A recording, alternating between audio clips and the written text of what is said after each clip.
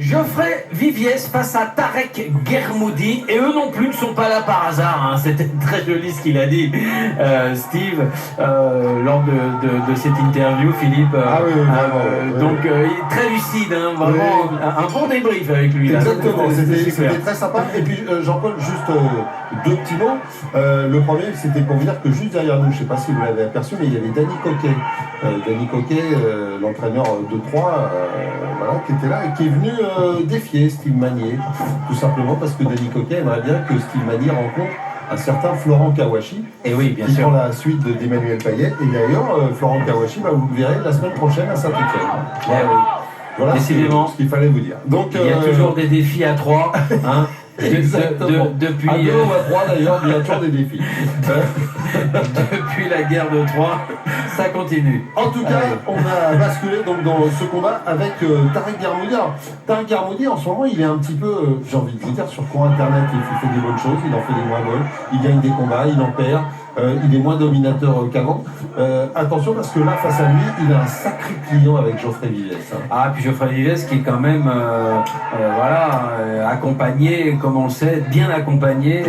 C'est le KBC Marguerite, hein, oui. le club qui a vu éclore, qui a fait éclore Samir Mohamed, le petit prince des rings.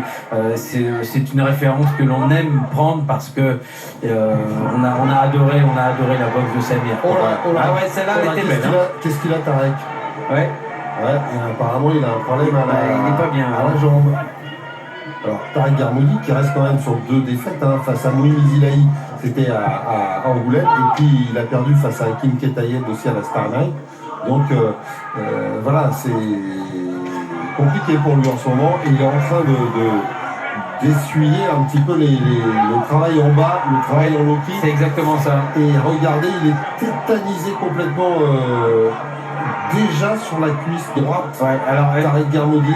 À préciser, Philippe, quand même, que c'est quand même un très beau passage pour Geoffrey Viviès, qui est champion de France de full contact, oui. et qui met des low kicks à tir larigot et qui sont très efficaces. Il n'est pas gêné, pas gêné. Donc c'est dire que ce transfuge du full contact a tout compris pour le travail en ligne basse de Kewan. On va pas aller loin là. Non, et M. Godioso qui le compte de nouveau. Et pas sûr qu'il revienne, Tarek. C'est pas gagné, non. Il va pas pouvoir. Ah non, il va pas pouvoir. Il peut plus plier la jambe. Bien sûr. Il peut plus plier la jambe. Quand on a 2 jambes en bois, comme ça, comment voulez-vous continuer le combat? Ah, c'est incroyable. Ah ouais. Et regardez, c'est Dominique Robon justement qui vient l'aider, Tarek. Sympa. C'est bien. Ah, c'est là que ça a commencé. Et là, il a... C'est pas le genou. Ce qui est bizarre, Jean-Paul, c'est qu'en fait, Geoffrey Viviès a frappé la cuisse de Tarek Guermoudi, mais en fait, c'est sur une action de Tarek que la douleur s'est réveillée et est devenue...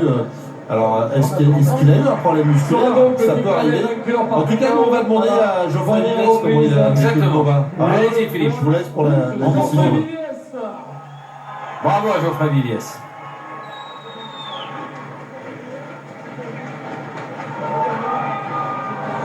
Bon, Geoffrey, alors, pour blaguer, on pourrait vous dire, vous n'êtes pas beaucoup fatigué.